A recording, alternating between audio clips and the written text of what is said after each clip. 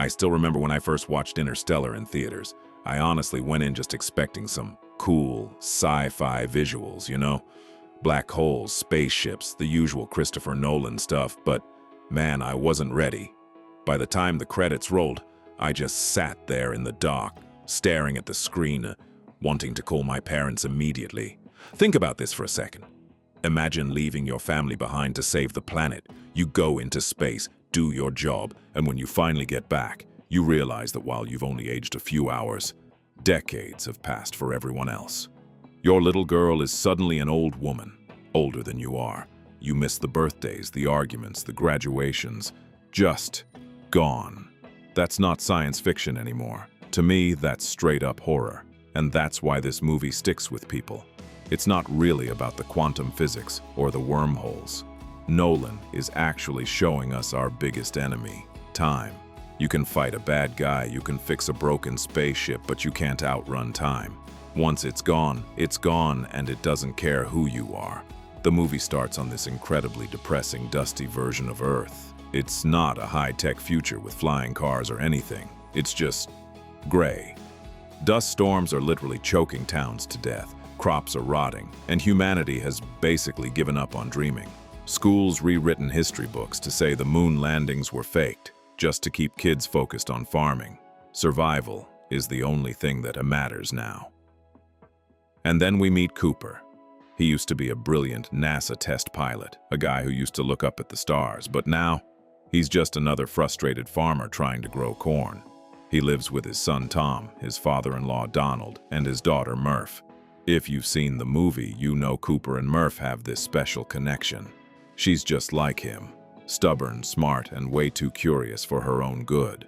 So when she starts complaining about a ghost in her room knocking books off the shelf and leaving weird lines in the dust, Cooper doesn't just tell her to shut up. He looks closer, and being a man of science, he notices the dust isn't falling randomly. It's forming binary code. It's coordinates. So they follow the map, drive out into the middle of nowhere, and stumble into a top-secret underground NASA facility. Talk about a plot twist. There, Cooper runs into his old boss, Professor Brand, who explains that Earth is literally running out of air. Humanity is going to starve or suffocate within a generation. But there's a backup plan. A mysterious wormhole randomly showed up near Saturn. Nobody knows who put it there, and it leads to another galaxy with 3 planets that might support life. Brand begs Cooper to fly the mission because, well, he's the best pilot they have left. This is where the movie hits you with that first brutal choice.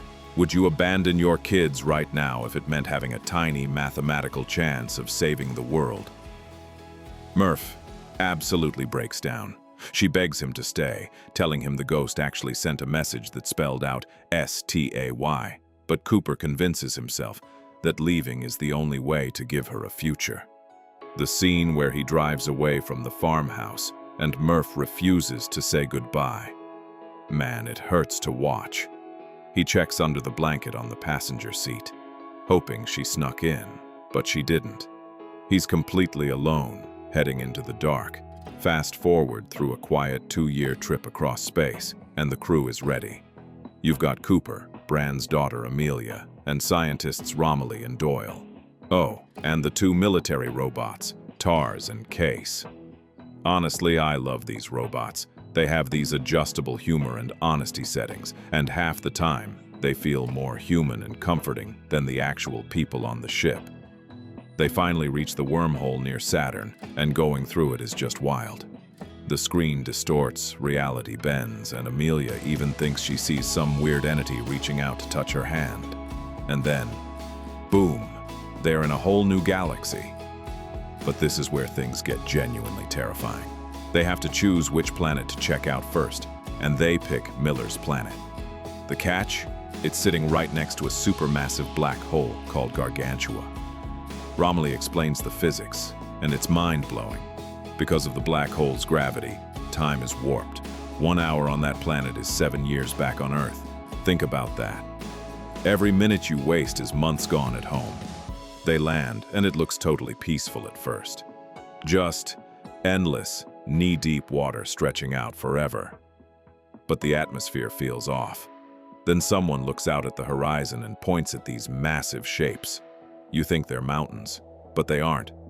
They're waves, giant skyscraper-sized walls of water moving right toward them. It's pure chaos. Amelia gets trapped, Doyle gets swept away and dies, and the ship's engines get completely flooded. They have to sit there, completely helpless, waiting for the water to drain while the clock is ticking. You can practically feel the years slipping away with every breath they take.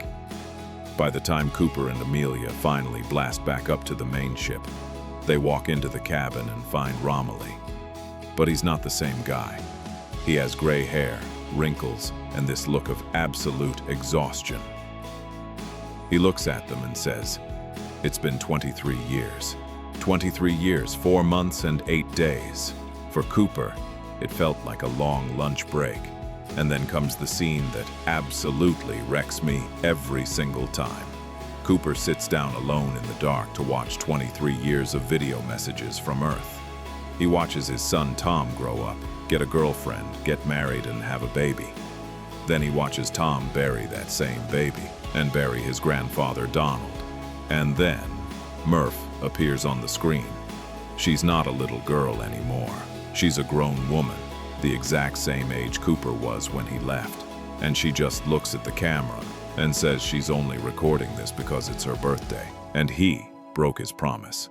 Matthew McConaughey doesn't even say a word here, but his face, you can just see the absolute crushing regret. He went to space to save his kids, but he lost their entire lives in the process. Meanwhile, things on Earth are getting worse. Murph is now a scientist working with Professor Brand, trying to solve this giant gravity equation that would allow NASA to launch these massive space stations off Earth. That was Plan A, but Brand is on his deathbed, and he finally drops a bomb. He solved the equation years ago. It's impossible to finish without data from inside a black hole, which no one can get. Plan A was a lie to keep everyone calm. The real plan was Plan B, letting everyone on Earth die, while Cooper's ship starts a colony with frozen embryos. Murph realizes her dad left her to die in the dirt. Back in space, the crew is running out of fuel and options. They head to a frozen ice world to rescue Dr. Mann, played by Matt Damon, who was supposed to be humanity's greatest explorer. But turns out, isolation does weird things to people. Mann lied about everything. His planet is a dead wasteland. He faked the data because he was terrified of dying alone in the dark. He completely snaps, traps Cooper on the ice, smashes his helmet visor, and leaves him to suffocate. It's a dirty, uncomfortable betrayal. Because Mann isn't some comic book villain. He's just a terrified, broken human being. Cooper survives thanks to Amelia and Tars, but Mann takes off, flies up to the Endurance, and tries to force a manual docking sequence. He ignores all safety protocols, blows the airlock, vaporizes himself, and sends the massive ship into a violent, uncontrollable spin toward the planet's atmosphere. Look, even if you've seen this scene 100 times, that docking sequence still makes your pulse race. The music is just roaring, the ship is dropping, and Tars tells him it's mathematically impossible to dock. But Cooper just grips the controls and says, "No, it's necessary. It's pure grit." He matches the violent spin of the ship and locks on. It's easily one of the most intense things ever put on film. To get Amelia enough fuel to reach the last planet, Cooper has to make one final sacrifice. He detaches his own ship and plummets straight into the pitch-black center of the black hole. You expect him to die, right? But instead, he wakes up inside this mind-bending 5-dimensional structure called a Tesseract, built by future humans. It basically translates time into physical space. He's literally standing behind the bookshelf of his daughter's childhood bedroom, looking at every moment of her life at the same time. He panics. He starts slamming against the walls, screaming at his younger self to stay. He knocks books off the shelf. He sends the word "stay" in Morse code. And then, it hits him. The ghost Murph was scared of. It was him. He drove himself to NASA. He caused the books to fall. Love wasn't just some abstract concept here. It was the actual force that allowed him to connect with his daughter across dimensions. Using the watch he gave her before he left, he ticks the second hand using gravity, sending the quantum data she needs to save Earth. Back on Earth, Murph returns to her old room, notices the watch ticking in Morse code, and realizes her dad is speaking to her. She grabs the data, solves the equation, and humanity successfully escapes Earth on giant space stations. The Tesseract closes, and Cooper is found floating near Saturn years later. He wakes up in a hospital bed on a space station named after him. He's home, but time has one last cruel joke for him. He still looks like a 35-year-old guy, but his daughter Murph is now a frail, 90-year-old woman on her deathbed, surrounded by her own kids and grandkids. Their reunion is short, quiet, and honestly, pretty beautiful. No big dramatic speeches. Murph just takes his hand and tells him to go. She tells him that no parent should ever have to watch their own child die. She tells him to go find Amelia Brand, who is completely alone on the new planet, starting a new home under a strange sky. And that's how Interstellar leaves us. Not with all the answers, but with hope. It's a movie with a ton of complex science, sure, but underneath the physics, it's just a raw story about family, sacrifice, and the moments we can never get back. So, let me know in the comments.